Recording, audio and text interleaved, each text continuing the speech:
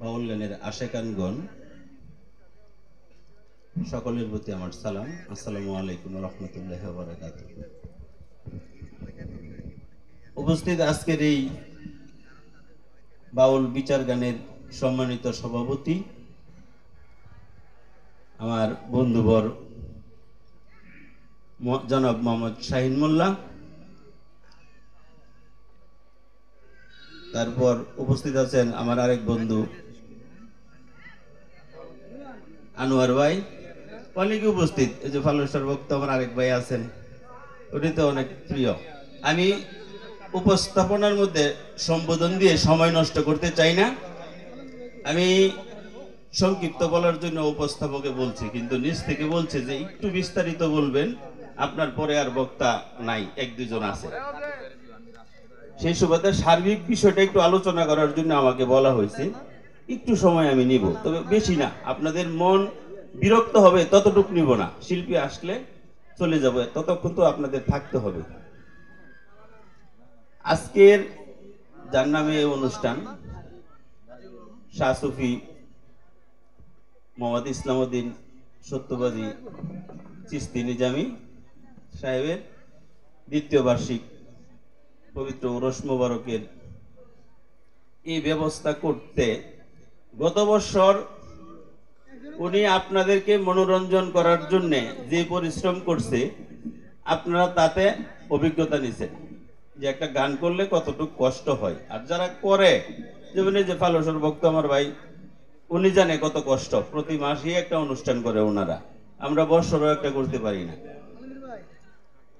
এই অনুষ্ঠানটা নিয়ে অনেক কিছু হয়েছে, কিন্তু আমি যারা বিভিন্ন চিন্তা ভাবনা ইসলামউদ্দিনকে নিয়ে করেন, অনেকে বলে ইসলামউদ্দিন সরল মানুষ।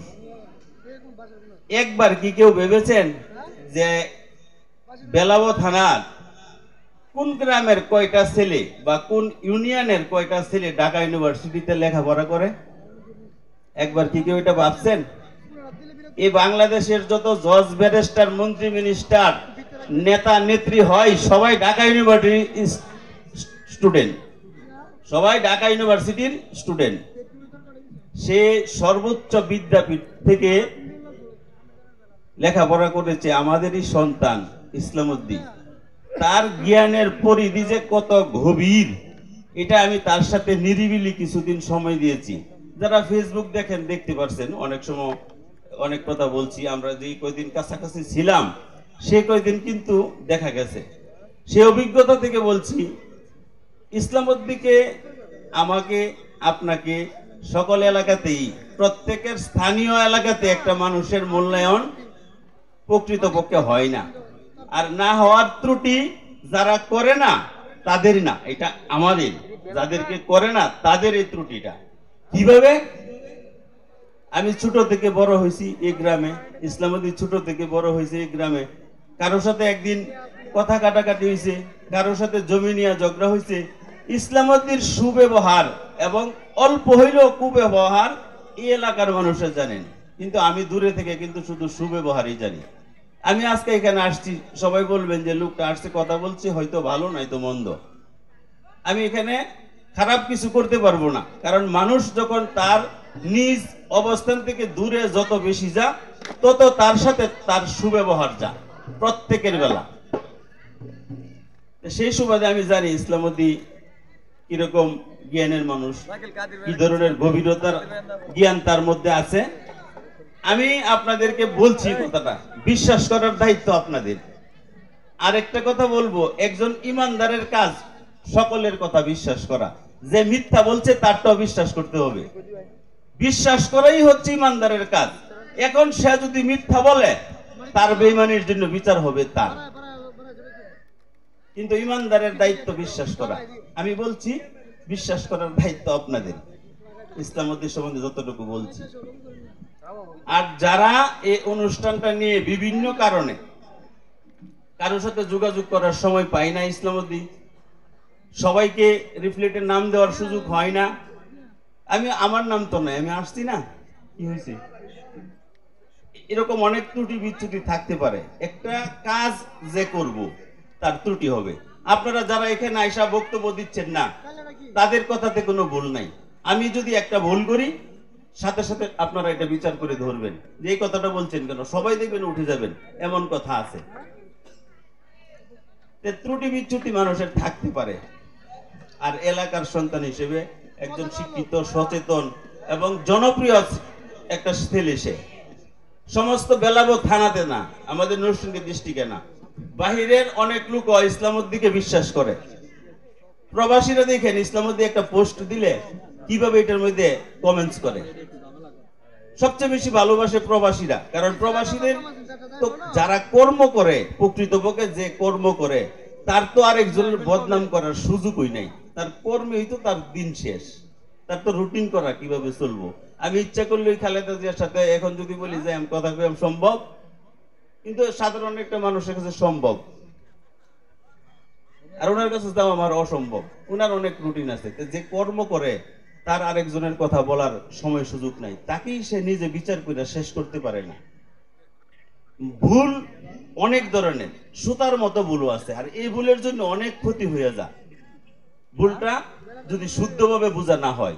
যেমন আপনাকে জিজ্ঞাসা করা হয়েছে যে আপনার কলমটা কোথায়, আপনি বলছেন কলমটা হারিয়ে গেছে, তাইলে তো দোষটা কলমের, কলম হারিয়ে গেছে। আর ঠিক এই প্রশ্নটা যদি আরেকজন করে আপনার কলম কোথায়, আপনি যদি বলেন কলমটা হারিয়ে ফেলেছি, তাইলে দোষ কিন্তু আপনার, কলমের না। দেখেন একটু কথার পরিবর্তনের জন্য কত বড় ভুল হয়ে যায়। মানুষ যে কথা বলবে তার ভুল হবে, যে কাজ করবে তার ভুল হবে, কিন্তু যে মার্জনা করতে পারে ভুল, সে হচ্ছে তার চেয়ে বড় মানুষ। আমরা কে মার্জনা করতে পারছি? কারণ এতদিনের একটা পরিশ্রম, এই যে শিল্পী আনা, শিল্পীদেরকে আপ্যায়নের ব্যবস্থা করা, আমরা যারা দর্শক আসছি গান শোনার জন্য আমাদেরকে বসার ব্যবস্থা করা, আমাদেরকে এই যন্ত্রিক দিয়ে, শিল্পী দিয়ে এই যে খরচপাতি করার পর সে একটা আনন্দ দিতে চাচ্ছে, আমাদের কপাল দোষে যদি আমরা নিতে না পারি এলাকার দুই একজন মানুষের কুচুক্তির কারণে, তাহলে এটা তো হবে আমাদের অযোগ্যতা, ইসলামের অযোগ্যতা না। মানুষ জিতলে কিন্তু হারে, এটা মনে রাখবেন, যে জিতে সে কিন্তু হারে। আমাকে যদি বলেন কি অবস্থা, কি কইরা আসছেন, আমি এর সাথে আমি জিতছি, তার মানে কিন্তু হারছি। কেন জানেননি? যে বগিসুকি কইরা জিতছি তো। তাহলে বগিসুকি কাজটা কি ভালো? আপনারা কি কই ভালো? এটা ভালো না। তাইলে তার সাথে আমি 2 নম্বরই কইরা জিতছি, তার মানে তো তার সাথে আমি হারছি, সে জিতছে প্রকৃতপক্ষে, আমি তো করছি 2 নম্বরই, সে করছে 1 নম্বরের কাজ। এরকম ত্রুটি যদি নিজেদের দোষে করি, তাহলে তো এটা আর ইসলামীদের দোষ হবে না। ইসলামী এত সুব্যবস্থা করে দিছে, শিল্পীরা আসবে, এখন গান করবে, আমরা গান শুনবো সকলে।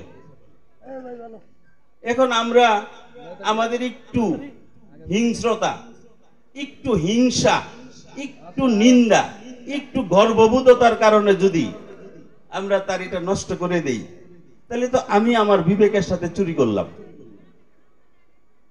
আমি আমার পদের সাথে চুরি করলাম। এখন আমি হই এসপি, ডিসি, রাষ্ট্রপতি, মন্ত্রী, এমপি, চেয়ারম্যান, মেম্বার, দলীয় কোনো পদস্থ যেই হই, আমি যদি এটা করতে গেলাম, কতগুলা মানুষের মন নষ্ট করলাম, আমি ভাঙলাম। তা আমরা তো মৌলবীদের কাছ থেকেই শুনছি মানুষের মন ভাঙ্গা আর মসজিদ ভাঙ্গা সমান। তাহলে কে যাবে একটা মসজিদ ভাঙতে? যদি কেউ চান তাহলে এই কাজটা করেন, আমার কোনো আপত্তি নাই। আর যদি মনে করেন এই খারাপ কাজটা আমার মতো একজন সৃষ্টির সেরা জীব হিসেবে, মানুষ কেন সৃষ্টির সেরা, এটা যদি আপনাকে জিজ্ঞাসা করা হয় বলতে পারবেন না, অনেকেই বলতে পারবেন না যে আপনি কেন সৃষ্টির সেরা বলেন। জ্ঞান, বুদ্ধি, বিবেকিতা সকলেরই আছে, সবাই সবার ভাষা বুঝে, প্রত্যেক জীবে। কেন মানুষ সৃষ্টির সেরা জানেন? শুধু মানুষই পারে একজন মানুষের কাছ থেকে কথা শুনে আরেকজনকে এটা বোঝানোর জন্য, আর এই পৃথিবীতে কোনো জীবে পারে না। এই জন্য মানুষ সৃষ্টির সেরা। আর এই বোঝানোর ব্যাপারে যদি আপনি 2 নম্বরই করলেন, তাহলে কত বড় সৃষ্টির সেরা লোক হিসেবে কত বড় নগণ্য। আর আরবি ভাষাতে যেটাকে আমরা বলি ইবাদতের ভাষায় পাপ, করলেন, তাহলে এটা একবার বিবেচনা করেন সে বিষয়টা, যে আমরা এমন কেন। প্রত্যেকের মধ্যে একটা পরিবর্তন আসার দরকার, মানুষের মন মানসিকতা পরিবর্তন হওয়ার দরকার। আপনি আমার সাথে যা করলেন আমিও যদি তাই করি, তাহলে আপনার আর আমার পার্থক্য কোথায়? তাহলে আমি নেতা হইলাম কোথায়? আমি ভালো হইলাম কোথায়? আমি যদি এতটুকু ধৈর্য না ধরতে পারি, যারা রাষ্ট্রের দায়িত্বে থাকে, জনগণের দায়িত্বে থাকে বা জনপ্রতিনিধি, তাদের যে কত কষ্ট, এটা যদি কেউ হয় তবে বুঝতে পারে, নইলে না। কারণ সকালবেলা মানুষ থাকে, ওনার ঘুমটা পর্যন্ত সময় মতো হয় না, বিভিন্ন অনুষ্ঠানের দাওয়াতের জন্য রীতিমতো সময় মতো ঘুম আসতে পারে না, দেরিতে যাইতে হয়, এই বিভিন্ন কারণে। আচ্ছা, আমি আর বেশি কথা বলতে চাই না, শিল্পীরা আইসা গেছে, এখন গান শুরু হবে, আর দু একজন বক্তা মনে হয় আছে। তবে আজকে এই আমলাববাসী সহ বেলাব উপজেলাবাসীর কাছে আমি দেখতে চাই যে আপনারা কত ভালো, কি সভ্যতার সহিত শিল্পীদেরকে গান করার সুযোগ দিবেন এবং আপনারা নীরবতার সহিত পালন করবেন, সেই দৃশ্য দেখার আশায় আমি আমার বক্তব্য শেষ করছি। আসসালামু আলাইকুম ওয়া রাহমাতুল্লাহি ওয়া বারাকাতুহু। সবাই ভালো থাকুন, সুস্থ থাকুন।